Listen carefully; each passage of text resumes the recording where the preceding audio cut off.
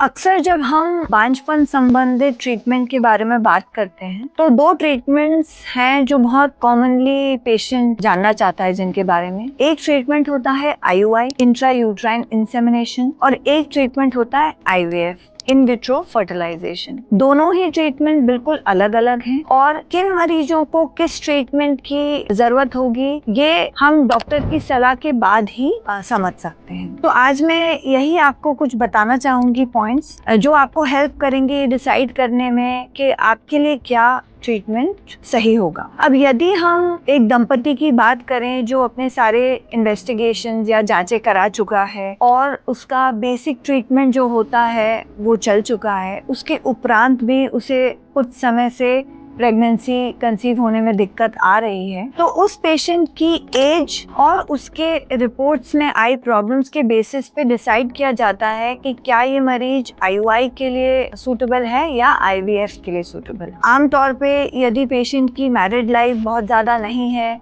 उसके रिपोर्ट्स लगभग नॉर्मल हैं और यदि ऐसे दंपतियों की एज ज़्यादा नहीं है तो IUI हम आसानी से कर सकते हैं। हालांकि IUI जो ट्रीटमेंट है उसका जो सक्सेस रेट है वो 15 से 20% ही होता है, बट यंग कपल्स में जिनमें ज़्यादातर फैक्टर्स नॉर्मल हैं उनमें फिर भी चांसेस ऑफ कंसेप्शन इस ट्रीटमेंट द्वारा अच्छे हैं। तो इस तरीके के दंपति ये ट्रीटमेंट ट्राई कर सकते हैं। बट यदि बहुत लंबा समय निकल चुका है किसी कपल का और उनकी एज भी ज़्यादा होती जा रही है और उनके इन्वेस्टिगेशंस में भी कहीं कहीं कुछ दिक्कतें आ रही हैं, तब उन्हें टाइम ज़्यादा वेस्ट नहीं करना चाहिए और अपने डॉक्टर से प्रॉपर तरीके से परामर्श करना चाहिए कि उनके लिए क्या बेस्ट ट्रीटमेंट होगा और उन्हें IVF को भी डिले नहीं करना चाहिए, क्योंकि ये समझना बहुत ज़रूरी है कि ट्रीटमेंट्स बहुत सारे अवेलेबल हैं, लेकिन सही समय पे सही ट्रीटमेंट करने से ही हमें रिजल्ट मिलते हैं।